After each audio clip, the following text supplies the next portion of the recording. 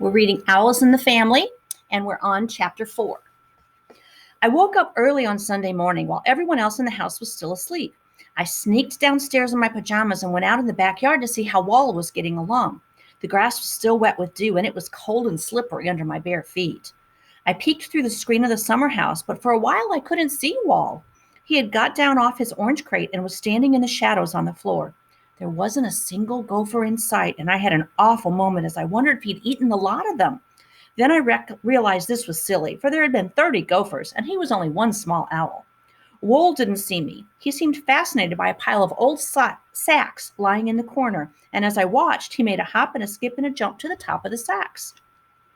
Then we both found out where the gophers were. I never saw so many gophers move so fast. They came shooting out from under the sacks like bullets, and they went crazily bouncing from side to side of the summer house, looking for some new place to hide. I guessed what had happened. Wool must have been feeling lonely, so he decided to make friends with the gophers. But if Wool didn't know anything about gophers, the gophers knew all about owls. When he plopped down among them, they must have run for shelter under those sacks as if the devil himself was after them. Now, Wool had accidentally, or was it on purpose, chased them out and into the open again. They went mad.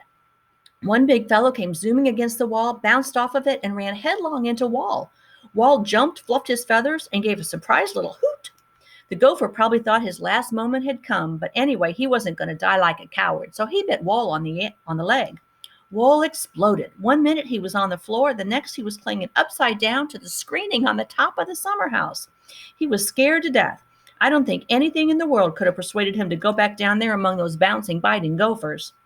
I went into the summer house and untangled Wall from the screening and took him outside. He was so glad to see me that he started to hoot and hoot and hoot and couldn't stop. It sounded like hiccups. I couldn't put him back with the gophers, so I tucked him under my arm, tiptoed back into the house, and upstairs to my room. My bedroom was on the 3rd floor, right up under the roof. Nobody ever came up there except for me and the maid, whose name was Ophelia. We always called her Offie, who made my bed and tried to dust the room. I knew perfectly well Mother would never allow me to keep Wall in the house, but I was pretty sure that if I could just keep him locked away in my room, he could hide under the bed when Offie was due, and nobody would know. When I went downstairs for breakfast about an hour later, I left Wall sitting on the back of a chair, acting quite at home. I thought I closed the bedroom door tight, but the latch must have slipped. Dad and I had breakfast together, but Mother wasn't feeling well that day, so she decided to have hers in bed. After Offie brought me my porridge, she went into the kitchen and got a breakfast tray ready for Mother. Offie was an odd sort of girl. She used to have queer dreams. She claimed she used to see angels and other things in her dreams. Sometimes she saw them when she was supposed to be wide awake. But she was a good cook, so Dad and Mother never bothered much about the things she claimed she saw. Offie took the breakfast tray and started up the back stairs. Those stairs were dark and spooky because there was no window opening on them. About halfway up the stairs, she met Wall on his way down. Offie gave a terrible yell and dropped the tray. Wall, who was still nervous after the trouble with the gophers, let out a hoot and tried to fly. He and Offie arrived at the bottom of the stairs together in one flapping lump. After my father got her quieted down, Offie went straight to her room and packed her bags. She marched out of the house without even saying goodbye to Wall and me, and none of us ever saw her again. Dad was unhappy. After breakfast, he called me into his study for a talk. "Billy," he said, "if that owl ever comes into this house again and he goes into the roasting pan. And as for you, you'll get a licking you'll remember for a week." But my father never stayed mad long. The very same afternoon, he got out his carpenter's tools, and he and I worked until supper time, making a special cage for Wall. It was a big cage, about 10 feet square and covered all over with chicken wire. It was built around the stump of a dead tree, which stood in the backyard, and on the side of the tree, Dad nailed a wooden box as a place where Wall could go to keep dry if it rained. Wall liked the new cage all right, but the only trouble was he got lonely after he was left in it. As long as Murray or Bruce or I was with him, he was perfectly happy. But when there was nobody around, he would sit on the tree stump all hunched up, looking miserable. I tried putting some pigeons in to keep him company, but they were scared of him, and he was nervous of them, so that didn't work. About 2 weeks later, the problem solved itself. It was a Tuesday, and I was biking home from school along the alley behind our block. As I came along, I saw a couple of kids standing beside a big oil drum and dropping stones into it. One of the kids was Georgie Barnes, but the other kid was a big kid I didn't know. Georgie saw me coming and gave a yell, "Hi, Billy, come on over and have some fun." What those two kids were doing wasn't fun at all. In the bottom of the barrel was a baby owl, and for a minute I thought it was Wall until I saw it was smaller and a lot darker in color. It was the dirtiest bird I ever saw. Its feathers were all ruffled and broken, and it was smeared with oil. The kids were dropping stones on it, and every time a stone hit it, it would scrunch down and make a weepy noise, like a tin whistle with a tremble in it. I wanted to tell them to stop dropping stones, but I knew that would mean a fight, and I knew I couldn't lick the two of them. Where'd you get it? I said to the big kid. What's it to you, Shorty? Well, I said, I have kind of a zoo at my place, and I could sure use an owl. What you give me for him? I'll give you my scout knife. Let's have a look. I showed it to him, and he opened all the blades, and then he said, it ain't much good, but this here owl ain't much good either. Pretty near dead. Okay, kid, it's yours. Funny how some kids are. One minute Georgie Barnes was trying to kill the little owl with stones, but the minute I bought it, he began to act as if he wanted to be its nurse. He climbed into the barrel and handed it out to me, and then he followed me home and helped me clean some of the oil off of it with a rag.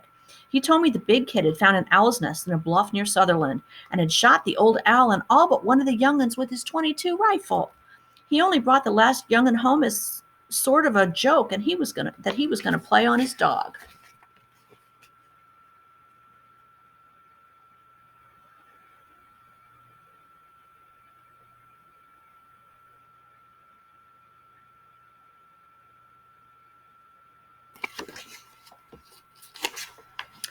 It was a pretty sick little owl. I guess it hadn't eaten anything for a long time, and the stones and the oil hadn't done it much good either.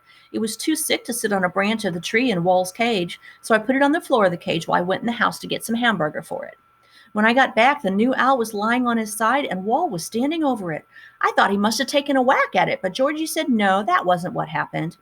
Georgie said the new owl had just fallen over all by itself, and when Georgie tried to pick it up again, Wall jumped out of the tree and wouldn't let Georgie near it. When I went into the cage and held some meat out toward the new owl, Wool hunched down, spread his wings, and hissed at me, as if he were trying to say, you leave that bird alone or you'll have to deal with me. Easy there, I told him. Take it easy, Wool. This little fellow's hungry, and I'm just going to feed him. I don't know if Wool understood me, but he stopped hissing anyway. I held some bits of hamburger out against the new owl's beak, and after a while he took a piece. Finally, he ate the whole lot, and then he staggered to his feet and stood there, swaying back and forth. Before I could touch him, Wool sidled over to the new bird and was leaning right against him. Then the new bird closed his eyes and seemed to go to sleep. That's the way we left them. By the next morning, the new owl was up on the branch with Wool, and from that time on, Wool was never lonely. When Dad got home from the office that evening, I told him about it. I told him the new one was called Weeps because of the weepy whistle noise he made all the time. 2 owls? My father cried and banged his head against his forehead. Now we'll never get another maid. All right, Billy, but no more owls. You understand? He needn't have worried. 2 owls was all I wanted anyway.